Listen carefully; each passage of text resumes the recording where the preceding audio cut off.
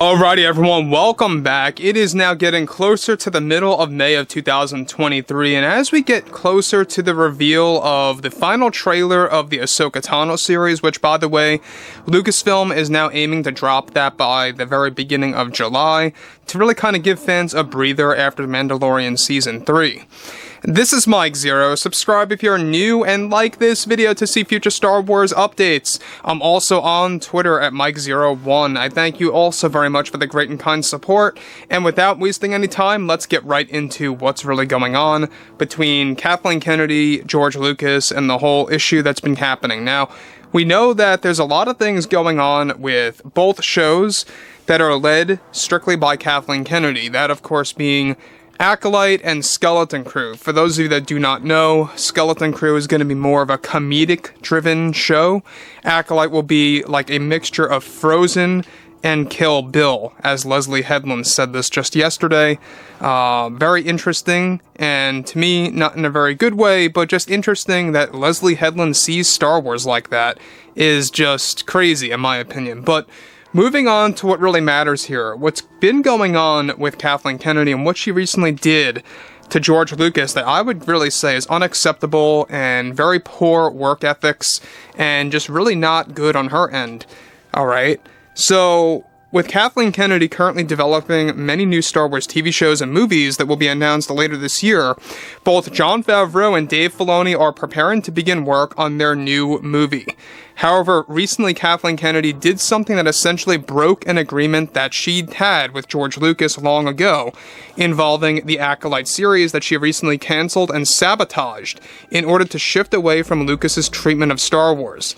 Now, during pre-production of The Acolyte, both Lucas and Kennedy agreed that the big cameo for the show would be a younger and more active Yoda to surprise the audience toward the end of the show.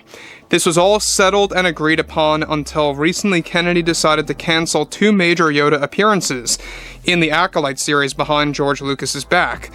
One of which involves Yoda within the Jedi Council discussing some kind of plan with other Jedi, and the other of which was going to be a flash forward placed during the events of The Phantom Menace, featuring Yoda talking about the presence of a dark side energy. Now, again, I don't know if you guys knew this, but the Acolyte, the main theme, is about emerging dark side powers. So you could see what George Lucas wanted Kennedy to do was to really make the Acolyte a setup for the Phantom Menace, basically. And this is now seemingly breaking that setup apart. Now, she could be just changing that overall, setup leading into the Phantom Menace, but this particular scene, or scenes, I should say, featuring Yoda, I think would have really surprised the audience. And I don't know why Kennedy is so, focused on literally shifting away from anything George Lucas related, visually speaking, thematically speaking as well, whatever have you. And she just always wants to create something that has nothing to do with Lucas. I mean, she wouldn't even reference the movie plan that George Lucas did, where they separate the movies every 3 or so years, and she went to go and call it James Bondifying Star Wars when you do that.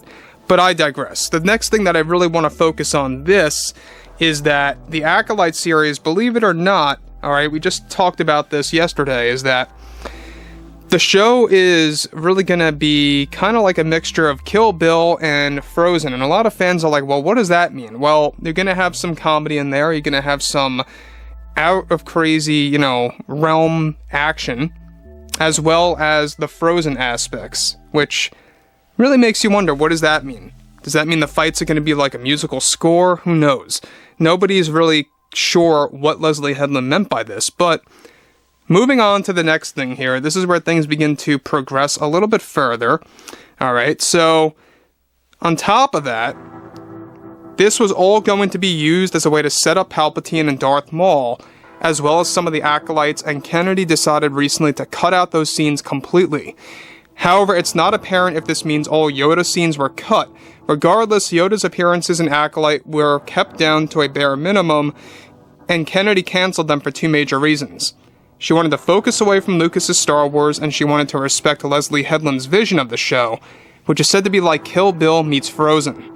This plan by Headland is already getting fans to become very skeptical for the Acolyte show.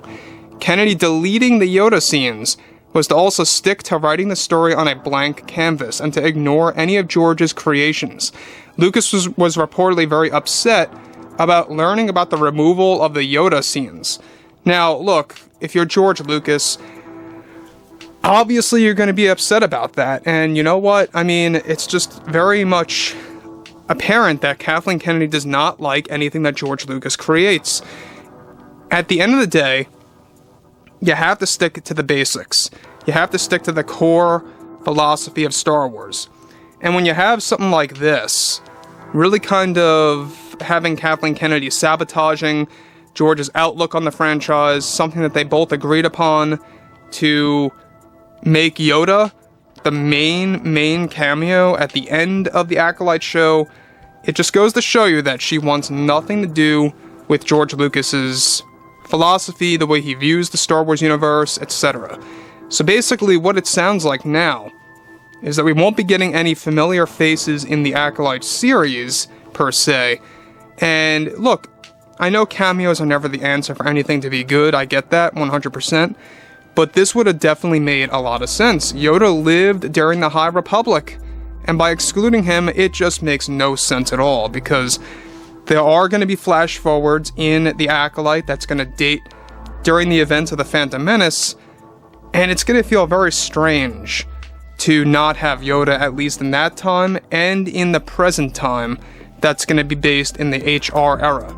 So there's a lot of things happening with this, and given that Leslie Headland talked about this, that when she was pitching the Acolyte, it was all about making it like Kill Bill meets Frozen.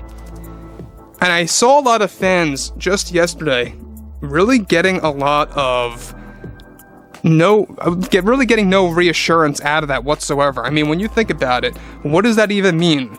Kill Bill meets Frozen. It really kind of leaves you scratching your head. Like, what kind of theme is that? What kind of style or tone is that? Is it going to be like action-packed scenes meets musical scores? Who knows? It really is just something that you really can't put your finger on. But the fact that Kennedy really went out of her way to really just cancel all the Yoda scenes that were going to be a mixture of Jedi Council stuff, Jedi Temple, sequences, stuff around those lines, it really just becomes more and more apparent that she has a personal issue with George, and they do. This is why George, by the way, did not appear at the Rise of Skywalker world premiere. They do have some kind of grudge against each other, and rightfully so. You know, George definitely has his valid reasons as to why he has issues, because he worked on so many scenes for Episode 9 with JJ, and all those scenes were deleted at last minute because of Kennedy. Even Ian McDiarmid said they have enough footage to make a whole other movie. That's how much they shot for Episode 9, for Palpatine scenes and Rey's scenes, stuff like that. So anyways, I'm really intrigued to hear what you all have to say about this below in the comments, and if you guys did enjoy the content for today, make sure to drop a thumbs up on this video to support the channel, and I will catch you guys next time.